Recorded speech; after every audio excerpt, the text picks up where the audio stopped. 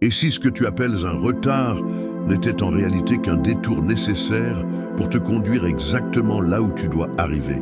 Pose-toi cette question un instant. Combien de fois as-tu regardé ta vie et pensé que tout s'était arrêté, que ton rêve était mort, que ton projet ne verrait jamais le jour? Tu as prié, tu as attendu, tu as espéré, et pourtant, rien ne semblait bouger.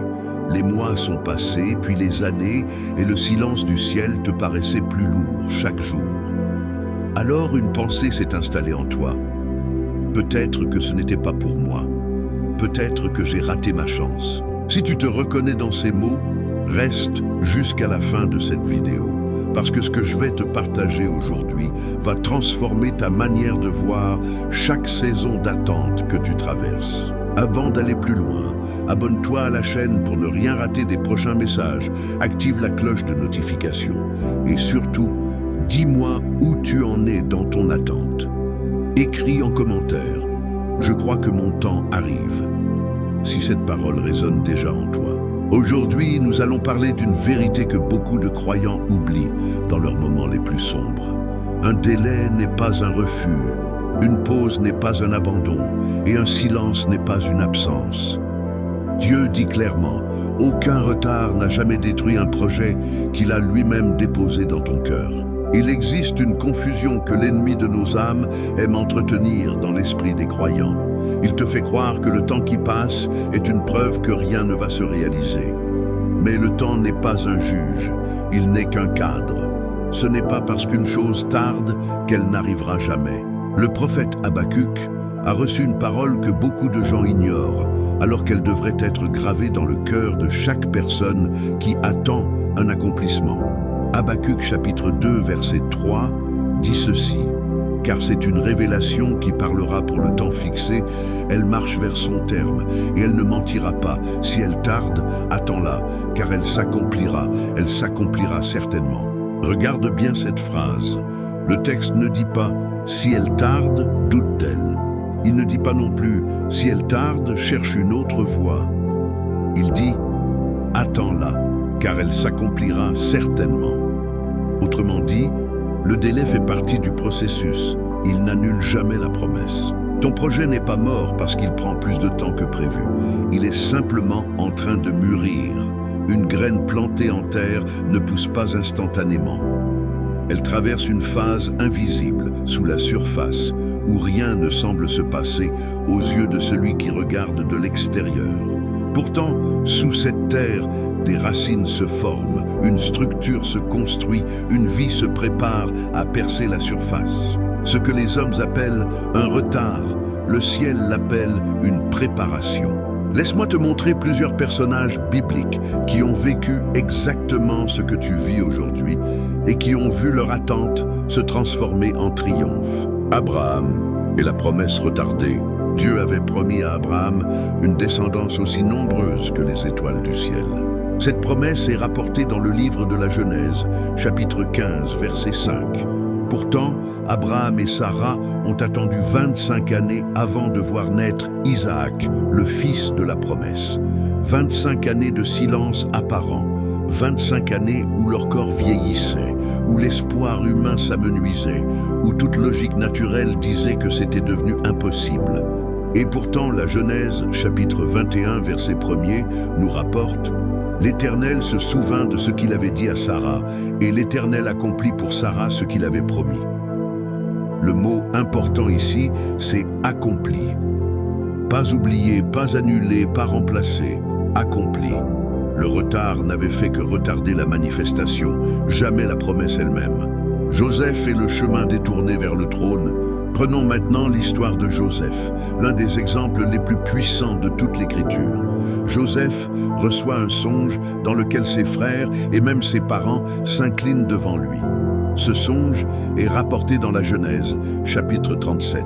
Mais entre ce songe et son accomplissement, Joseph traverse la trahison de ses frères, la vente comme esclave, une accusation injuste, puis des années de prison. 13 longues années séparent le songe de son accomplissement. 13 années durant lesquelles Joseph aurait pu abandonner tout espoir, penser que Dieu l'avait oublié dans une prison égyptienne. Mais à la fin de son parcours, quand il retrouve ses frères devenus mendiants devant lui, il prononce cette parole extraordinaire, rapportée dans la Genèse chapitre 50, verset 20. « Vous aviez médité de me faire du mal. Dieu l'a changé en bien pour accomplir ce qui arrive aujourd'hui, pour sauver la vie à un peuple nombreux. » Ce que Joseph a vécu comme des années perdues était en réalité des années de formation. Ce n'était pas un retard destructeur, c'était un détour formateur. Moïse et les 40 années du désert. Moïse aussi connaît un long délai. Après avoir fui l'Égypte, il passe 40 années dans le désert de Madian à garder des troupeaux, loin de tout ce qui ressemblait à une destinée royale.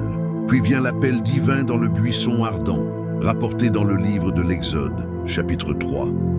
Ce délai n'était pas une punition. C'était une école de patience et d'humilité, indispensable pour conduire un peuple entier vers la liberté. Le peuple d'Israël et la traversée du désert. Le peuple d'Israël lui-même a connu 40 années de marche dans le désert avant d'entrer dans la terre promise, alors que le trajet direct aurait pu se faire en quelques semaines. Le livre du Deutéronome, chapitre 8, verset 2, rappelle « Souviens-toi de tout le chemin que l'Éternel, ton Dieu, t'a fait faire pendant ces 40 années dans le désert afin de t'humilier et de t'éprouver. » Le détour n'était pas un échec de Dieu, mais une méthode divine de formation d'un caractère capable de porter la promesse. David est l'attente entre l'onction et le trône. David est oint roi par le prophète Samuel très jeune, un épisode que l'on retrouve dans le premier livre de Samuel, chapitre 16. Pourtant, il ne montera réellement sur le trône que de nombreuses années plus tard, après avoir fui la jalousie du roi Saül, après avoir vécu caché dans des grottes, après avoir été traqué comme un criminel alors qu'il n'avait rien fait de mal. L'onction n'a pas produit un trône immédiat. Elle a d'abord produit une traversée. Chacun de ces exemples te montre la même vérité sous un angle différent. Le délai que tu vis actuellement n'est pas une preuve d'échec. C'est un passage obligé vers l'accomplissement. Tu te demandes peut-être pourquoi, si Dieu a le pouvoir d'agir instantanément, il choisit parfois de faire attendre ceux qu'il aime. Plusieurs raisons se dégagent de l'Écriture. La première raison, c'est la maturation du caractère. Une promesse trop grande confiée à un cœur trop jeune peut détruire celui qui la reçoit. Le temps d'attente façonne l'humilité, la patience et la dépendance envers Dieu. Des qualités indispensables pour porter la bénédiction sans en être écrasé. La deuxième raison, c'est l'alignement des circonstances. Dieu ne travaille jamais sur un seul dossier à la fois. Il orchestre des rencontres, des situations, des ouvertures de portes qui doivent s'harmoniser parfaitement pour que ta percée arrive au bon moment et produise un fruit durable. Le livre de l'Ecclésiaste, chapitre 3, verset 1er, l'exprime avec sagesse. Il y a un temps pour toute chose et un temps pour toute affaire sous les cieux. La troisième raison, c'est la protection.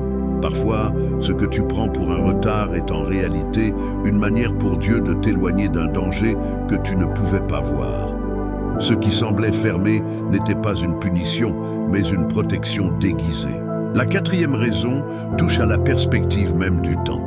Le deuxième livre de Pierre, chapitre 3, versets 8 et 9, enseigne « Il y a une chose que vous ne devez pas oublier, bien-aimés, c'est que, pour le Seigneur, un jour est comme 1000 ans, et 1000 ans sont comme un jour. » Le Seigneur ne tarde pas dans l'accomplissement de la promesse, comme quelques-uns le croient, mais il use de patience envers vous, ne voulant pas qu'aucun périsse, mais voulant que tous arrivent à la repentance.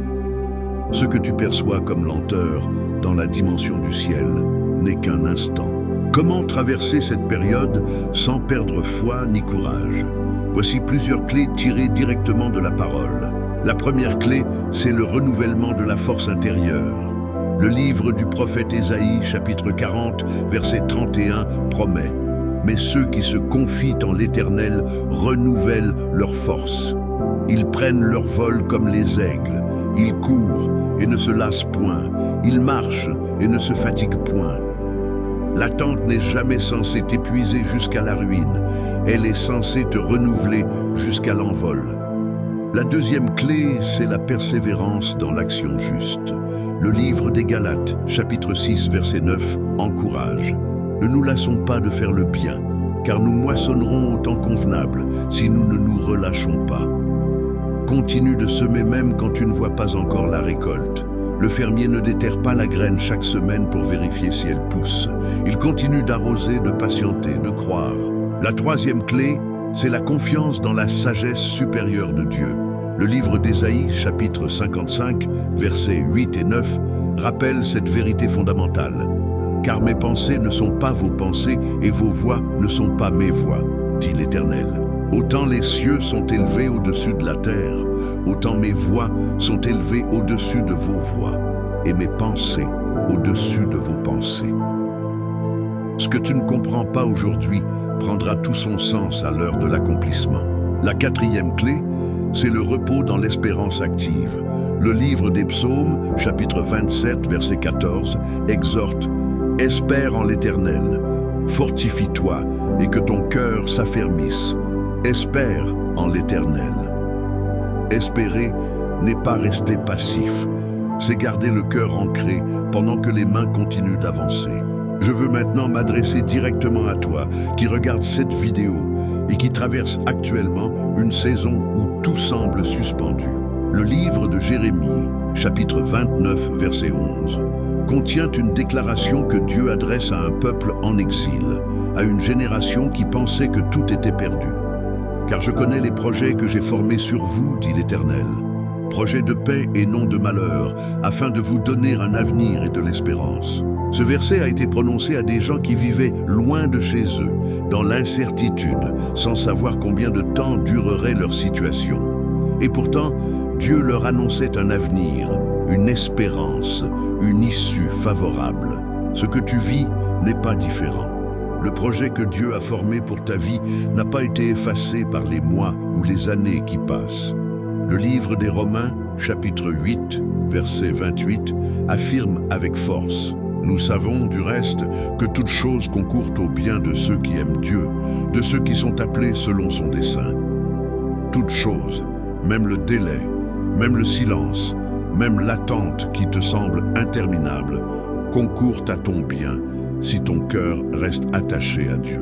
Je te prophétise ceci avec la conviction que la parole de Dieu ne retourne jamais sans effet. Ce que tu attends depuis longtemps arrive à maturité. Ce qui semblait bloqué commence à se débloquer.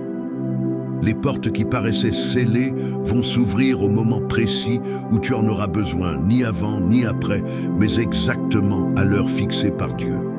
Le livre d'Habacuc l'a déjà annoncé. Ce qui tarde s'accomplira certainement. Il est important que tu comprennes une chose avec clarté. Un délai ne peut pas annuler une décision divine. Il peut seulement retarder sa manifestation visible dans le temps. Les Nombres, chapitre 23, verset 19, déclarent « Dieu n'est point un homme pour mentir, ni fils d'un homme pour se repentir. Ce qu'il a dit, ne le fera-t-il pas? Ce qu'il a déclaré, ne l'exécutera-t-il point ?» Cette parole te donne une assurance solide. La fidélité de Dieu ne dépend pas des circonstances extérieures. Elle dépend de son propre caractère, qui ne change jamais. Le livre des Nombres nous enseigne aussi que ce qui est sorti de la bouche de Dieu reste inébranlable, peu importe le temps que prend son accomplissement visible. Ton projet, ta vision, ton appel n'ont pas été détruits par les années qui se sont écoulées. Ils ont simplement été mis de côté pour un temps, en attendant que toutes les conditions soient réunies pour un accomplissement solide et durable. Beaucoup de personnes qui témoignent aujourd'hui d'une percée extraordinaire racontent la même histoire. Une longue période de silence, suivie d'une ouverture soudaine et inattendue. Un mariage qui semblait ne jamais arriver se concrétise finalement après des années de prière. Un projet professionnel qui piétinait pendant longtemps décolle brusquement grâce à une rencontre providentielle. Une guérison attendue depuis des mois se manifeste au moment où la personne avait presque cessé d'espérer. Ce schéma se répète tellement souvent qu'il devient un principe spirituel à retenir. Les plus grandes percées suivent généralement les plus longues attentes. Plus la promesse est grande, plus la préparation qui la précède demande du temps. Voici quelques applications pratiques pour cette saison que tu traverses. Premièrement, continue de nourrir ta foi par la parole, même quand rien ne semble bouger extérieurement. La foi ne se nourrit pas des circonstances visibles, elle se nourrit de la promesse entendue et méditée. Deuxièmement, garde une attitude de reconnaissance même dans l'attente. La gratitude ouvre le cœur à recevoir ce que l'inquiétude referme. Troisièmement, entoure-toi de personnes qui renforcent ta foi plutôt que de personnes qui alimentent ton découragement. Les paroles que tu écoutes façonnent la manière dont tu perçois ton attente. Quatrièmement, prépare-toi activement à recevoir ce que tu attends. Ne reste pas passif. Agis en fonction de ce que tu crois recevoir, comme quelqu'un qui creuse des fossés avant même de voir tomber la pluie. Cinquièmement, refuse de laisser l'amertume s'installer envers Dieu ou envers ceux qui semblent avancer plus vite que toi. La comparaison empoisonne le cœur et détourne l'attention de ta propre course. Retiens cette vérité pour le reste de ta vie. Aucun retard n'a jamais eu le pouvoir de détruire un projet que Dieu lui-même a établi. Ce que tu appelles un temps perdu est en réalité un temps investi dans ta préparation. Ce silence qui te pèse aujourd'hui n'est pas un abandon, c'est une gestation. Et cette gestation touche à sa fin. Comme Abraham, comme Joseph, comme Moïse, comme David, comme le peuple entier d'Israël, tu traverses un désert qui te conduit vers une terre promise. Ce désert n'est pas ta destination finale, c'est ton chemin de formation.